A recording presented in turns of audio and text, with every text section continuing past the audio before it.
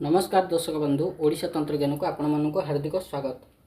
आज भिडियो रे गोटे एमती कहानी कहना जाऊँगी। गोटे लोक पठे भारी इंटरेस्टिंग कहानी आ भारी फनी कहानी भी मैंने से लिखिं। मुझे फास्ट टाइम स्टोरीटा को पढ़ी मत ही बहुत हस लगिला।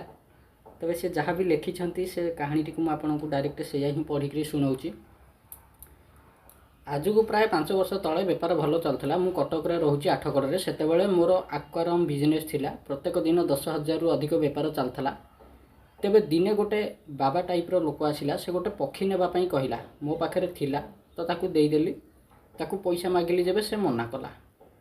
कहला पैसा नहीं कि कौन करिवो। मु कहली मोर घर केमती चलियो पैसा न नेले। से सेठू मते धमक देवाक लागिला। अनेक समय पर्यंत जुक्ति तर्क हेबा परे से सेठू पळैला। ता पर दिन आसिक पैसा देकिरी जिनस नहीं पळैला। प्राय 5 दिन पर दुकानर बेपार हठात डाउन हो गला। दिन को दिन बेपार आ भल चलानी। जो कस्टमर आसुथिले से माने बिल्कुल भी चाहिलेनी दुकान को। रेट कहू कहू कि सांगे सांगे पळौथिले। आउ किछि बाट न पाई अनेक गुणिया मानक पाखक गली। दिने बरहमपुर गोटे गुणिया पाखक गली। से किछि पुटुली भली देला। आउ से पुटुली आनिबा परे दुकान किछि दिन भल चलला। पुणी किछि दिन पर से तांत्रिक आउ थरे दुकान को आसिला। से आसीबा परे पुणी थरे दुकान रो बेपार डाउन हो गला। एथर किंतु कैमेरा रे तार फेस कैप्चर हो जाइथिला। से लोक को देखिया पई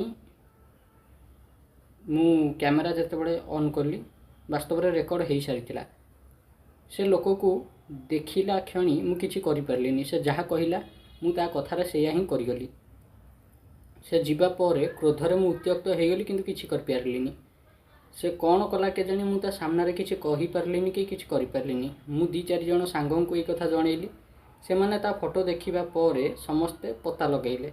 तार ठिकाना मिलगला। ठिकाना मिलवा परे चिंता कलु से लोक पाखक गलु जीवु बोली चिंता कलु। तापर से लोक पाखक गलु। से लोक को अनेक काकुति मिनती कली किंतु से मना कला जे से किछि करिनी बोली।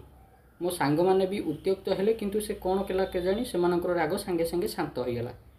मु सुनिथिली जे अमावास्या राति रे तांत्रिक मानकर मंत्र काम करेनी।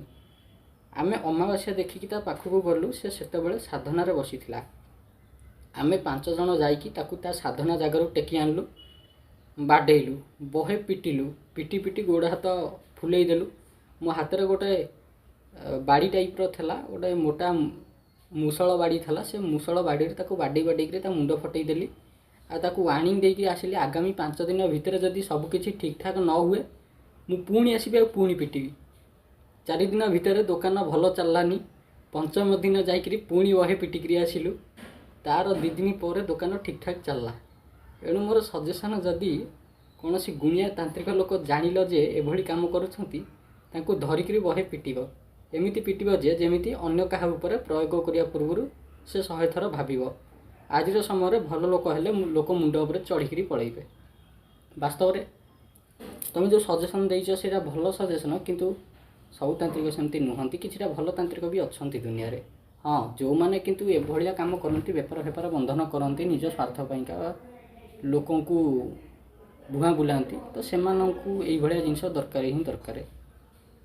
आउ सबुठ इंटरेस्टिंग कथा होउची अमावास्या रे से मंत्र काम करेनी जोडा साबर मंत्र तंत्रोक्त मंत्र काम करे। तंत्रोक्त मंत्र थरे सिद्ध होला मात्र के लाइफ टाइम पई से काम करिवो।